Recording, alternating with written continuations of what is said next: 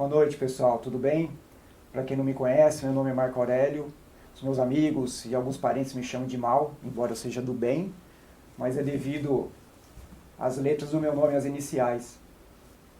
Bom, eu fui designado para a noite de hoje, no mês de dezembro, que é o mês de aniversário de Kardec. Se só me pergunte aniversário do quê? Porque a gente tem aniversário de nascimento, aniversário do Livro dos Espíritos, aniversário da morte, eu não me lembro.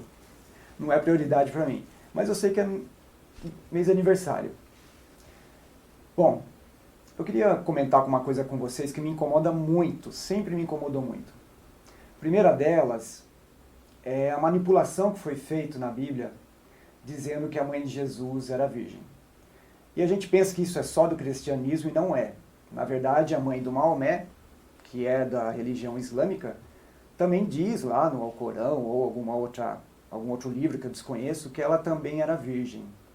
E isso era feito naquela época para endeusar a pessoa. Ou seja, aquele ser de luz, aquele ser que tinha tantos conhecimentos, ele era tão bom, era tão enviado de Deus, que até a mãe dele não era pura, não houve nenhum tipo de contato sexual. E a gente sabe, através do Espiritismo, que Deus ele não desfaz as suas próprias leis. Outra coisa que me incomoda, além desse fato, é o fato da desvalorização das mulheres. A gente vê na maioria também desses livros sagrados, falando muito mal das mulheres, porque numa sociedade patriarcal, que até hoje nós somos, né? Está melhorando, mas até hoje, eles não queriam dar essa ênfase às mulheres. Uma coisa que é muito falado, né, era sobre Maria Madalena. Diziam que ela era prostituta, aliás, dizem que ela é prostituta, mas na verdade ela não era. Inclusive o pai dela era dono de uma estalagem, e estalagem era como se fossem os hotéis de hoje. Mas, para tirar aquela ênfase da importância dela junto a Jesus, eles colocaram isso na Bíblia. E também, um outro fato que me incomoda muito, vocês percebem que a mulher nunca foi valorizada.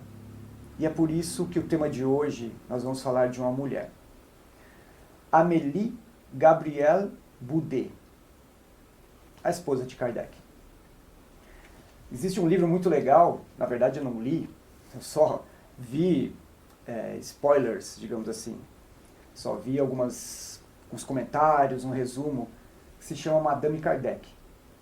E esse livro é uma pesquisa que fizeram sobre a importância dela no meio espírita. Então, para homenagear as mulheres, a importância das mulheres, não só no espiritismo, mas na história da humanidade, que foi sempre deixada de lado, sempre foi mal falada. Então, nós vamos falar sobre essa Amélie Gabrielle. Inclusive, já serve de dica. Quem estiver grávida ou tiver uma parente que esteja grávida, vocês podem já colocar o nome de Amélia Gabriela. Não ficou bom. Mas na França é bonito. Bom, Kardec, quando começou a codificação, ele tinha 50 anos. E ele desencarnou 15 anos depois, com 65.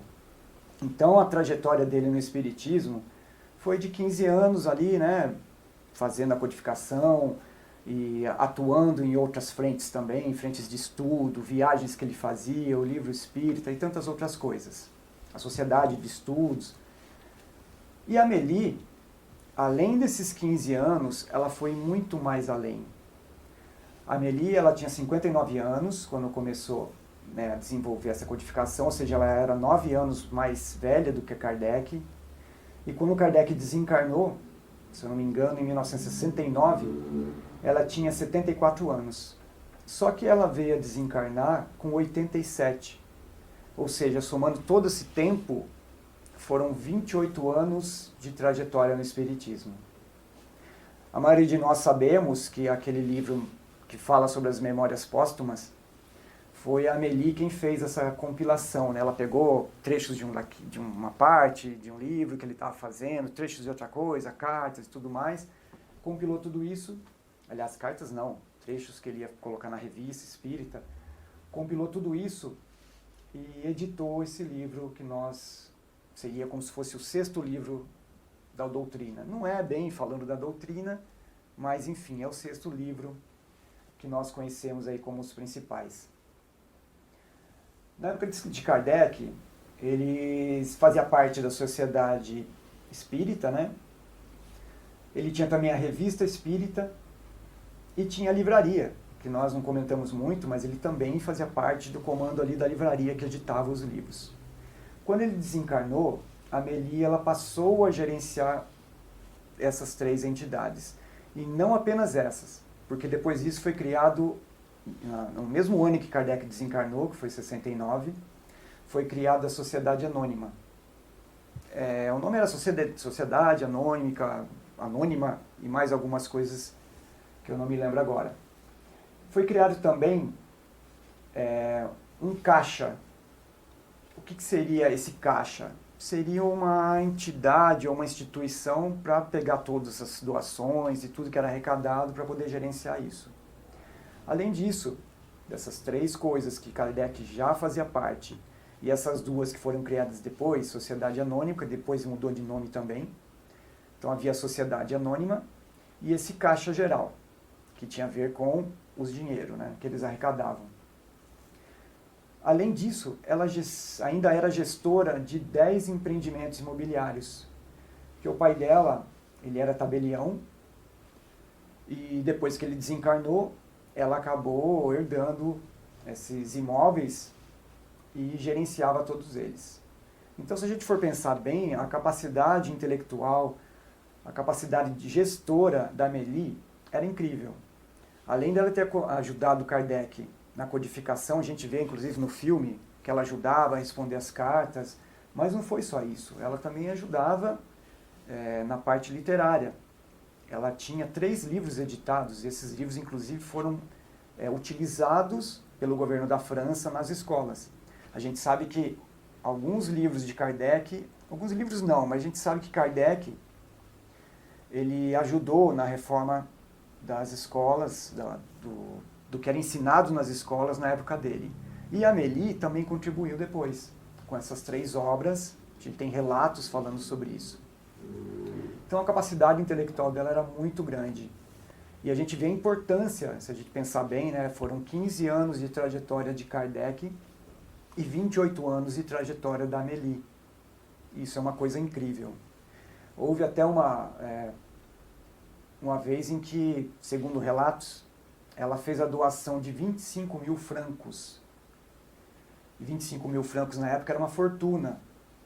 No início em que ela estava com Kardec, eles chegaram até a passar dificuldades, mas depois que ela herdou esses bens dos pais, aí as coisas melhoraram um pouco. E o que ela fez com essa fortuna, digamos assim? Primeiro que ela comprou todos os clichês. Os clichês, que é um nome tipográfico, né, que a gente usa nas gráficas, são como se fossem tábuas, com todas as letrinhas e todos os livros que Kardec editou. Não ficava em posse deles. E ela foi lá e comprou dessas gráficas porque ela queria deixar preservado a autenticidade da codificação, para não acontecer de alguém fazer alguma adulteração nas obras de Kardec. Além disso, ela pegou uma parte desse dinheiro e ela editou livros e distribuiu para pessoas que tinham mais dificuldade em adquiri-los. Ela distribuiu por um valor menor. Então, como já falei várias vezes, é impressionante e é incrível a trajetória e tudo aquilo que a Amélie fez pelo Espiritismo. Se for contar em termos de ano, até muito mais do que Kardec. E na época de Kardec, ela ajudou em muito. Ele não fez sozinho a codificação. Nós sabemos que eles tiveram muitas dificuldades, tiveram perseguições. Essa época também, em que Kardec estava ali fazendo a codificação, era uma época imperial.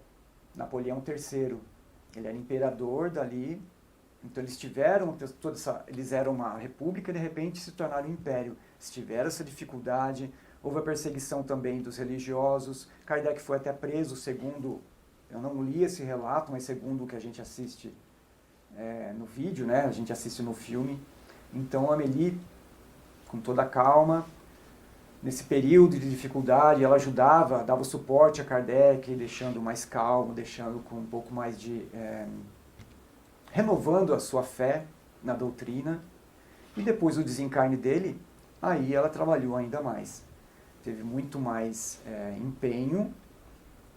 E houve uma época também em que a Alemanha invadiu a França.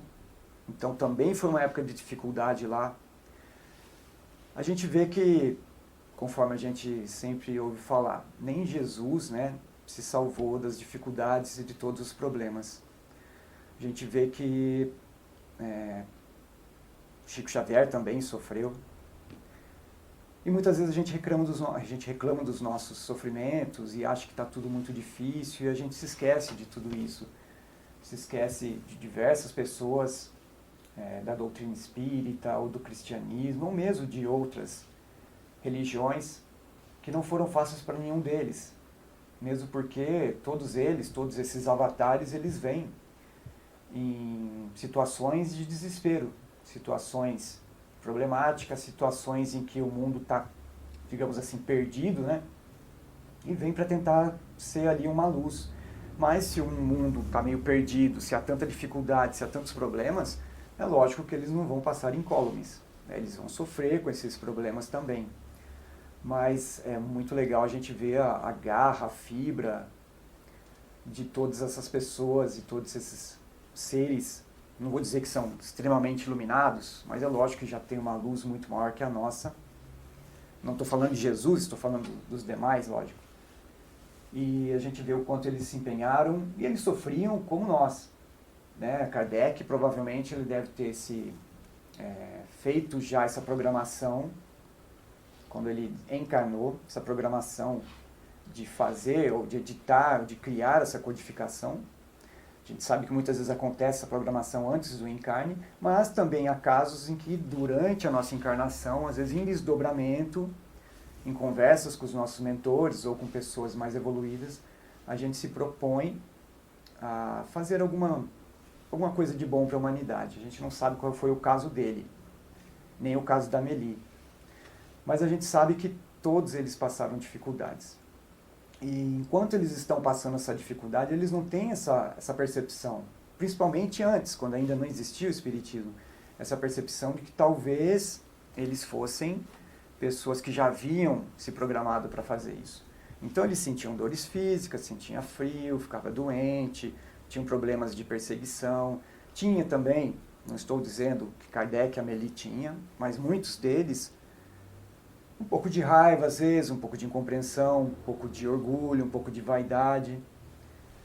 Mas conseguiram se superar e fizeram tudo o que fizeram. Eu cito até uma fase da nossa humanidade que eu acho... Muitos falam, né? Coloca muita pompa em Moisés, mas eu não concordo muito. Embora a minha opinião também não sirva para nada. Eu estou só comentando com vocês. Moisés, ele fez coisas boas, sim. Ele uniu o povo, pelo menos naquele momento, ele uniu o povo. Ele também, com as leis dele, ele aboliu algumas coisas que eram absurdas. Então, por exemplo, se eu chegasse e roubasse um cavalo de você, a pessoa que foi roubada, ela se sentia no direito de ir no meu sítio, roubar meu cavalo, matar minha esposa, e, sei lá, fazer outras coisas que ele quisesse, e era tudo desproporcional. E Moisés veio com aquela lei de Talião, né? Olho por olho, dente por dente. Então, se você fizer alguma coisa, você pode ser punido na mesma medida. Para nós espíritas hoje, a gente acha que isso é um absurdo. Só que na época já foi um avanço. Mas Moisés pecou, ele fez coisas boas, mas ele também fez algumas coisas que não são honrosas. Como, por exemplo, ele chegou a matar muita gente. E é uma coisa que as pessoas não contam e, sinceramente, eu nem sei se está na Bíblia. Imagino que não. Mas eu estou citando isso para a gente entender que todos nós temos dificuldades e todos esses avatares também têm. E que eles possam servir de exemplo. E que a Amélie possa servir de exemplo para as mulheres. A gente sabe que na história da humanidade elas sempre sofreram. Eu já fui mulher também, eu fico imaginando eu usando espartilho. Nossa, esse negócio deve ser muito apertado. Ainda bem que hoje em dia já não existe mais. E se usa também, já é mais por enfeite. Mas nós, mulheres, porque vocês não sabem se meu espírito é feminino, vai saber. Nós mulheres já sofremos já. Já sofremos muito. Fomos repreendidas muitas vezes, fomos tirar o nosso direito de falar, de agir, até de caminhar. Na época de Jesus, vocês devem saber que as mulheres que estavam na época menstrual, elas não podiam tocar nos homens, aliás, não podiam tocar em ninguém, porque elas consideradas impuras. Imagine então aquela moça que tinha hemorragia, que encostou lá no finalzinho da roupa de Jesus e ela se curou. E não foi só a fé dela, como muitos dizem. Como Jesus muitas vezes falou assim, sua fé te curou. Não, nem sempre foi só a fé. Muitas vezes Jesus também curou com seu magnetismo. Ele aplicava passe. Só não aplicava passe como a gente costuma impor as nossas mãos. Ele impunha as mãos de formas diferentes. E nessa ocasião, Jesus comenta com seus discípulos que ele sentiu uma virtude saindo dele. Quando ele diz virtude, na verdade ele quis dizer energia. E essa energia positiva, essa energia salutar, foi para o corpo daquela mulher e ela acabou se curando. Não acredito que seja de uma hora para outra, tipo um passe de mágica, né? Como muitos querem acreditar, encostei em Jesus e já me curei. Mas é bem provável que tenha realmente se curado. Então as mulheres sempre tiveram esses tipos de problema. Teve, logicamente, as reformas depois, as mulheres brigaram pelos seus direitos, mas vale salientar nessa conversa de hoje a grandiosa importância de Amélie. Assim como Jesus, ele veio com a sua mãe. José também teve sua importância, mas não tanto porque ele desencarnou mais cedo. Mas a importância da mãe dele na sua vida foi grandiosa. Era uma mulher. A importância da Amélie na vida de Kardec também foi grandiosa. Ela deu todo o suporte emocional, deu todo o suporte, como eu falei, intelectual também.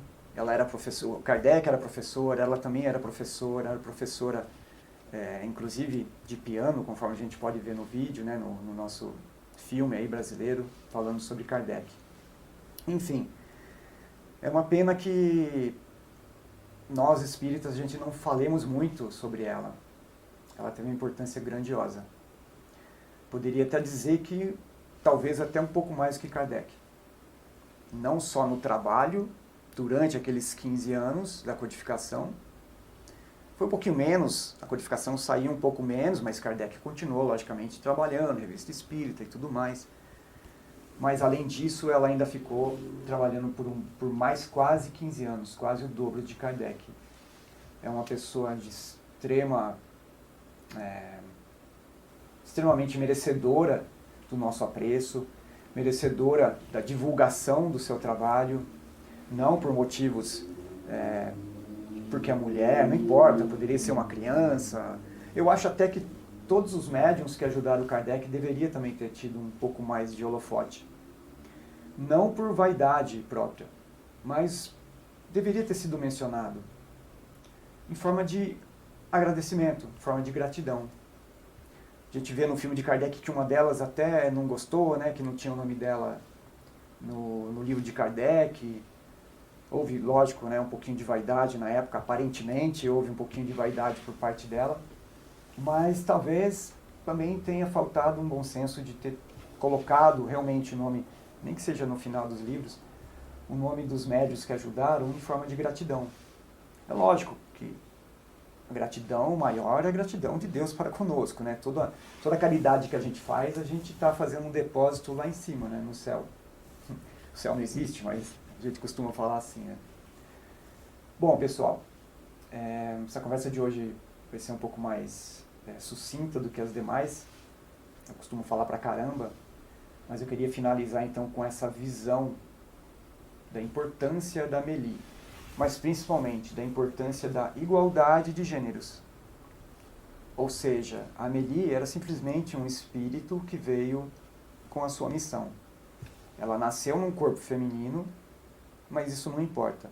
Assim como Kardec nasceu num corpo masculino, mas isso também não importa. Ele poderia ter nascido mulher.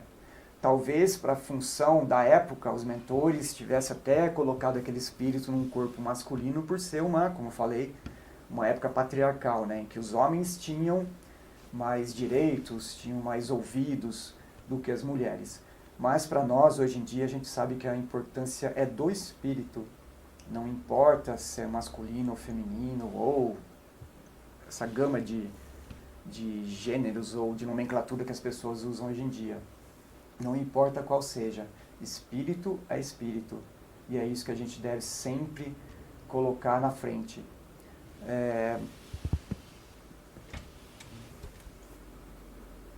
Já que durante tantos anos a gente tem se esquecido da Meli, né? Eu gostaria até de agora, para finalizar a nossa conversa, agradecer pessoalmente, eu, Marco Aurélio, espero que vocês também mentalmente, agradecer a ela, que teve tanta importância, agradecer a tantas outras mulheres que tiveram muita importância também. A gente ouve falar muito da Joana d'Arc, mas ela foi uma delas que teve importância e foi injustiçada. Tantas pessoas foram queimadas em fogueiras, tantos cristãos no início, né, do cristianismo que foram jogados aos leões, que foram queimados vivos também, não em fogueiras, mas também eram queimados vivos. Então agradecer a todas essas mulheres que, além das dificuldades normais de uma mulher, à época, ainda tinha dificuldade de cumprir as suas missões. Ou seja, como se fosse uma dificuldade em dobro. Agradecer a todos esses espíritos, talvez alguns deles estejam até entre nós, nós nem saibamos, mas agradecer a todos eles, agradecer aos nossos mentores pela oportunidade de estarmos aqui hoje encarnados numa época importantíssima. Nós sabemos que talvez seja a nossa última encarnação aqui, antes de realmente haver aquela separação daqueles que vão ter condições de permanecer no nosso planeta e aqueles que vão para outros planetas tentarem outros tipos de aprendizado. Então agradecer aos nossos mentores que assinaram lá abaixo do nosso nome dizendo, pode deixar que isso daqui eu cuido. Agradecer ao nosso Pai não só pela vida, mas por tudo aquilo que nos dá, e muitas vezes a gente não tem essa gratidão, né? A gente reclama de tudo, a gente tem tanto conforto hoje em dia na nossa vida, né? Na época de Kardec, por exemplo, não existia luz elétrica, eles ainda faziam testes com eletricidade. A gente vê no filme, inclusive, lá, a dificuldade de ficar escrevendo com vela. O meu pai, ele já foi maestro e ele escrevia partitura com querosene. Ele falava que depois o rosto ficava meio preto, o cheiro também, que era um cheiro muito forte. Então eles tiveram muitas dificuldades e hoje em dia a gente tem tanta facilidade e a gente às vezes não para agradecer. E lembrar também de todos aqueles que estão hoje em dificuldade financeira, dificuldade passando fome, passando frio ou calor excessivo, com sede. As pessoas, os nossos idosos que às vezes são abandonados em algumas instituições, alguns são levados, mas os filhos continuam visitando, às vezes são levados para lá só para que sejam melhores cuidados. Talvez a pessoa seja sozinho e não tenha tempo, não tenha como pagar para uma cuidadora, então às vezes leva para essas instituições por amor, mas a gente sabe que muitos são meio que abandonados lá. Eu já estive algumas vezes com uma das entidades religiosas que eu ajudo, já estive fazendo visita nesses lares e é uma coisa que realmente dá muita dó. Muitas vezes a gente chega, a pessoa acha que nós somos o filho que foi visitar, ou a gente conversa com essas mães ou com esses pais, e eles falam, meu filho vai vir me visitar essa semana. E aí depois as enfermeiras olham pra gente, balançam a cabeça, a gente entende que isso já vem de anos.